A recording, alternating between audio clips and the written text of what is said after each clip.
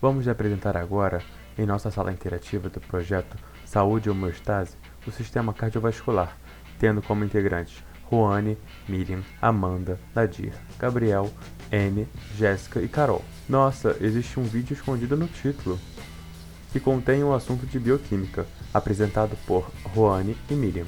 Agora iremos apresentar a bioquímica do sistema cardíaco. Os lipídios são moléculas de gordura que desempenham diversas funções em nosso organismo.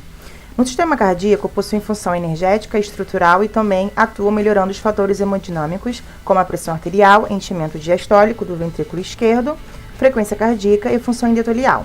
Além disso, desempenham efeitos antiarrítmicos, anti-inflamatórios e anti-ateroscleróticos, ou seja, evitando o desenvolvimento das placas de ateroma. As proteínas no sistema cardíaco são conhecidas como enzimas cardíacas e são substâncias bioquímicas que estão presentes dentro do sistema, como a mioglobina, a creatinofosfoquinase, as troponinas, que são proteínas estruturais envolvidas no processo de contração das fibras musculares do coração, e as tropomiosinas, que são moléculas que cobrem os sítios ativos no estado de repouso. O metabolismo celular cardíaco possui necessidades energéticas muito grandes, de acordo com o tipo de atividade que realiza. A adenosina trifosfato constitui a fonte de energia imediata da célula cardíaca. Ela é utilizada através da sua hidrólise. No coração, possui a função de bomba impulsionadora da corrente sanguínea. Desse modo, o ATP é essencial para assegurar o funcionamento das proteínas contráteis, bem como para outro tipo de atividade fundamental no miocárdio, e que se prende com a manutenção da homeostasia iônica do interior da célula. No miocárdio, existem vários mecanismos envolvendo enzimas consumidoras de ATP, as ATPases, cuja tarefa consiste em assegurar a manutenção de gradientes eletroquímicos adequados às trocas de sódio, potássio e hidrogênio. Tampões são soluções usadas para manter o pH do sangue dentro da faixa ideal do procedimento laboratorial. pH do sangue é fundamental para a manutenção das células, que são cobertas pelo sangue, que pode ser transportado pelo sistema circulatório, que é mantido entre 7,35 a 7,45. Acidose é quando ocorre o desequilíbrio dos níveis do ácidos presentes no sangue. Alcalose é o distúrbio caracterizado por elevado valor do pH plasmático, que é causado por um funcionamento excessivo dos pulmões e rins. Dentro da acidose e alcalose, pode existir ela como metabólica e respiratória. PCO2 se refere à gasometria arterial, que seria a determinação de 4 parâmetros principais, que é feita através de amostra de sangue arterial ou venoso, respiratório. HCO3 refere-se à redução primária no bicarbonato com a diminuição da pressão do dióxido de carbono, metabólico. No sistema cardiovascular, a água tem como grande importância, pois ela ajuda no controle de pressão sanguínea, evitando assim como câimbras. A água é o principal constituinte do sangue e do linfo. Agora vamos testar os seus conhecimentos sobre a bioquímica do sistema cardíaco. Número 1. As ATPases asseguram a manutenção de qual tipo de gradiente no miocárdio? Eletroquímicos. Número 2. As proteínas no sistema cardíaco são conhecidas como Enzimas cardíacas. Número 3. Qual a fonte de energia imediata da célula cardíaca? ATP. Número 4. Quais as proteínas que cobrem os sítios ativos no estado de repouso? Tropomiosinas.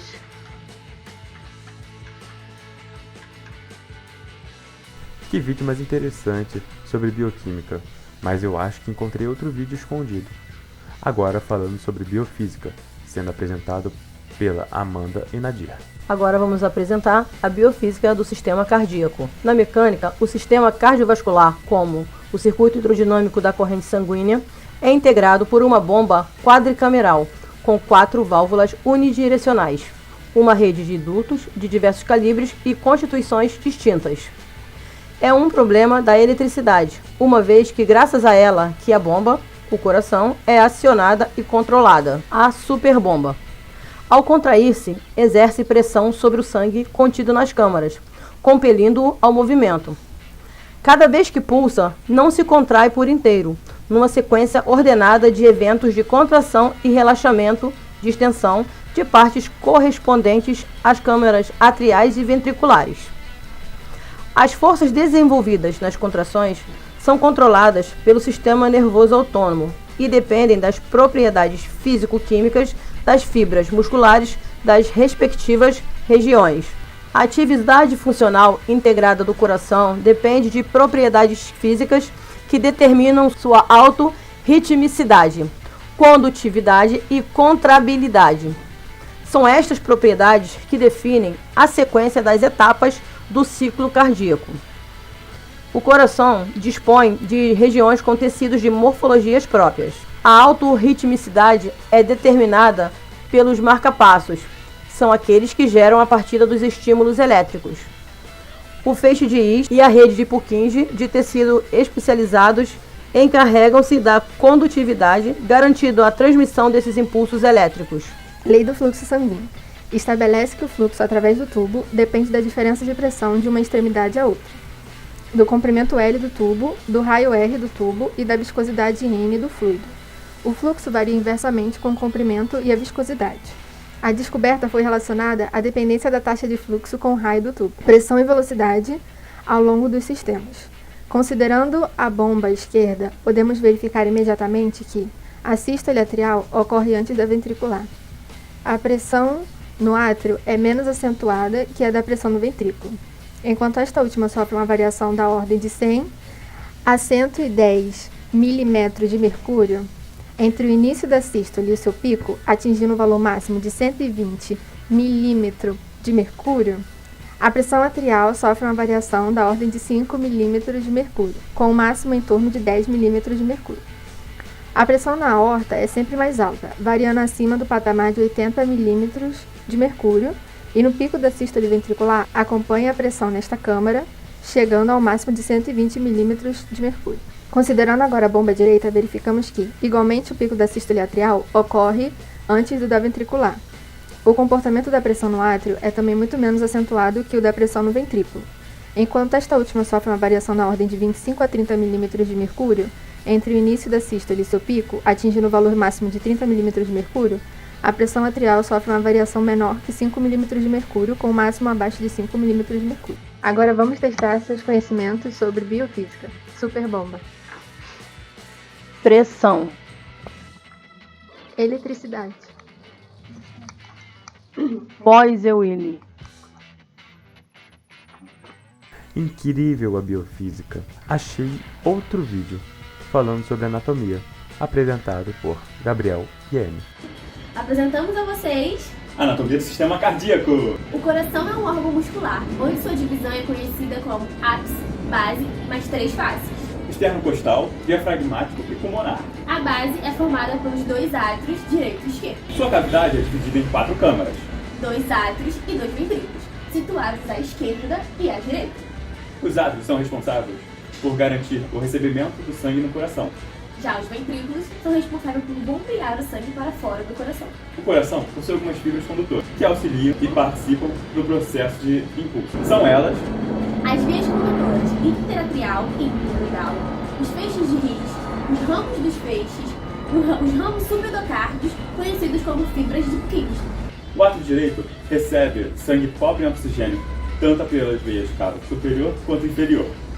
O nó sinoatrial se localiza na parede posterolateral do átrio direito, Próximo à veia cava superior, que é determinado pelo sulco lateral. representando a junção do seio venoso e do átrio direito. O mesmo é composto por células conhecidas como marca-passo cardíaco. Seu nome sugere a conecta condução de impulsos entre átrios e ventrículos. Existe outra estrutura que é semelhante ao nó sinoatrial. Ela é chamada de nó atrioventricular. Frequentemente chamada de marca-passo secundário. Através da válvula atrioventricular direita, também conhecida como válvula tricúspide, ocorre a comunicação.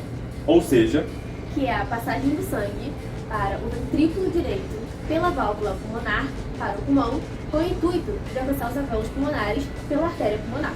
depois da hematose, o sangue é transportado de volta para o coração. O mesmo será lançado no átrio esquerdo pelas veias pulmonares. A contração do átrio esquerdo faz com que o sangue passe pela válvula mitral ou bicúspide para o ventrículo esquerdo. Os átrios possuem paredes finas, e entre elas, uma parede denominada septo interatrial. Esse septo interatrial é decorrente de uma fossa conhecida como forame oval. Isso é decorrente pelo forame oval, que é fechado espontaneamente após o nascimento. Já os ventrículos são separados pelo septo interventricular. O valvar é constituído por 4 válvulas. válvula aorta, mitral, tricúspide e pulmonar. Trata-se de um conjunto de estrutura que torna possível a comunicação, a abertura e o fechamento entre as câmaras e as grandes artérias do coração. As válvulas são responsáveis por evitar o retorno sanguíneo. Os movimentos básicos realizados pelo órgão se denominam como sístole e diástole. Tais movimentos ocorrem de acordo com a despolarização, repolarização das cargas elétricas intra- e extracelulares. Seus movimentos são conduzidos por um sistema nervoso próprio, capaz de produzir estímulos elétricos. Os mesmos são iniciados por células que formam um nódulo sinoatrial, O tecido cardíaco é conhecido como pericárdio. uma membrana fibrosa que recobre e protege o coração e raízes de grandes vasos. Possui duas membranas, uma composta de tecidos fibrosos, ou seja, pericárdio fibroso, e a membrana interna, chamada de pericárdio seroso. E formada por duas lâminas, parietal e visceral. O coração apresenta três camadas, ou túnel, o endocárdio, o miocárdio e o epicárdio. O endocárdio é a camada interna, composta por tecido conjuntivo e epitelial. É responsável pela cobertura interna das paredes dos átrios e dos ventrículos. O miocárdio é a camada média, a qual é formada por um tecido muscular, estriado cardíaco, sendo ela, portanto, a responsável por assegurar que o sangue seja bombeado adequadamente devido às contrações musculares.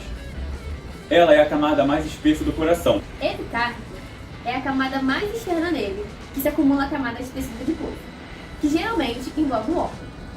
A artéria coronária direita e a artéria coronária esquerda ramificam-se a partir da aorta, imediatamente depois que esta sai do coração, para fornecerem sangue rico em oxigênio ao músculo cardíaco.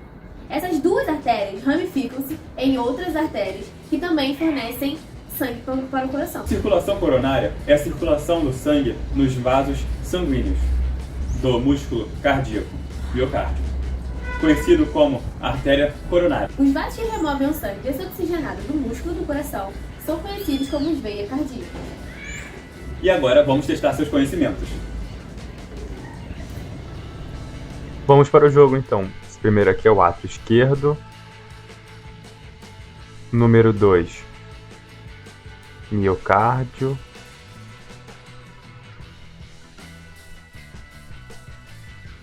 Número 3, átrio direito.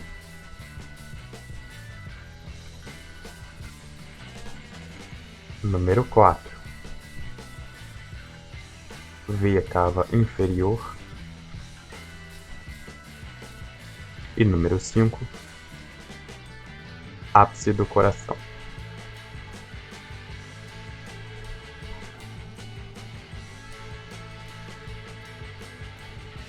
Nossa, a anatomia é muito importante, né? Mas encontrei o último vídeo escondido sobre fisiologia, sendo apresentado pela Jéssica e Carol. Agora vamos apresentar Fisiologia do sistema cardíaco. O sistema cardiovascular humano, ele é formado pelos vasos sanguíneos, uma rede de tubos que transporta sangue, e pelo coração, uma bomba muscular responsável por impulsionar o sangue para o corpo. Esses órgãos trabalham juntos para garantir que todas as células do corpo recebam nutrientes e oxigênio. O ciclo cardíaco é composto pelos movimentos do músculo cardíaco de contração, sístole, e relaxamento, diástole. Cada batimento corresponde a uma sístole e uma diástole, ações que acabam promovendo as variações regulares de pressão e volume sanguíneo por meio de pulsos elétricos controlados pelo SMA. A pequena circulação transporta sangue do coração aos pulmões e deixa novamente ao coração. Assim, o sangue venoso é bombeado do ventrículo direito para a artéria pulmonar, que se ramifica de maneira que uma segue para o pulmão direito e a outra para o pulmão esquerdo. Já nos pulmões, o sangue presente nos capilares dos alvéolos libera o gás carbônico e absorve o gás oxigênio. Por fim, o sangue arterial oxigenado é levado dos pulmões ao coração, através das veias pulmonares que se conectam no átrio esquerdo. A grande circulação conduz o sangue do coração a todos os órgãos do corpo e é responsável pelo seu retorno ao coração. Após as trocas gasosas, o sangue é coletado pelas vênulas que levam o sangue até as veias cavas superior e inferior. As veias cavas levam o sangue para o coração, desembocando no átrio direito. As contrações cardíacas dependem da passagem de íons e impulsos elétricos de uma célula do miocárdio. Esses impulsos são gerados e conduzidos em forma de correntes elétricas fracas dentro do próprio coração. Esse processo é produzido pelo potencial de ação, que são as correntes elétricas que movem íons carregados, sódio, potássio, cálcio, ao longo da membrana celular por meio de canais. O músculo cardíaco ventricular começa a contrair alguns milissegundos após o início do potencial de ação elétrica e continua a contrair por alguns milissegundos após o término. Com isso, a duração da contração do músculo cardíaco é principalmente uma função da duração do potencial de ação elétrica. As células condutoras dentro do coração estabelecem a frequência cardíaca e transmitem o impulso elétrico por meio do miocárdio. Suas células se contraem e impulsionam o sangue. O caminho normal de transmissão para as células condutivas é o nódulo sinoatrial, as vias internodais, o nódulo atrioventricular, o feixe atrioventrículo, os jamos do feixe e as fibras de Purkinje. Pré-carga é a inspiração profunda. Nesse momento, ocorre a formação de uma pressão negativa intratorácica para a entrada de ar nos pulmões. O mesmo ocorre com o sistema venoso. A queda na pressão intratorácica faz o sangue nas veias entrarem no tórax e, consequentemente, no ventrículo direito. Dessa forma, dizemos que essa manobra eleva a pré-carga do ventrículo direito. Pós-carga. Pós-carga cardíaca se dá pela dificuldade da realização do esvaziamento ventricular. Sendo assim, a tensão na parede muscular cardíaca durante a sístole tem relação inversa com a função sistólica, pois quanto maior for a sua pós-carga, maior a dificuldade de ejetar o sangue. Logo, ao final da sístole, teremos o menor volume ejetado. Débito cardíaco é o volume de sangue sendo bombeado por ambos os ventrículos do coração, por unidade de tempo, geralmente medido por minuto. É o produto da frequência cardíaca, ou seja, o número de batimentos cardíacos por minuto. É o volume sistólico, que é o volume de sangue bombeado do ventrículo esquerdo por batimento. O débito está relacionado diretamente à quantidade de sangue distribuído por todo o corpo. Agora vamos testar o seu conhecimento em fisiologia. As células estabelecem a frequência cardíaca e transmitem por meio do miocárdio. Suas células se contraem e impulsionam o sangue. A palavra faltando refere-se a impulso cardíaco. Marque a questão incorreta, que refere-se ao débito cardíaco. É o produto da frequência pela velocidade bombeada. Marque a alternativa referente à pequena circulação. Coração, pulmão, coração. Marque a imagem que refere-se diretamente ao potencial de ação. A imagem que refere-se à imagem C. A queda na pressão intratorácica faz o sangue nas veias entrarem no tórax e, consequentemente, no ventrículo direito.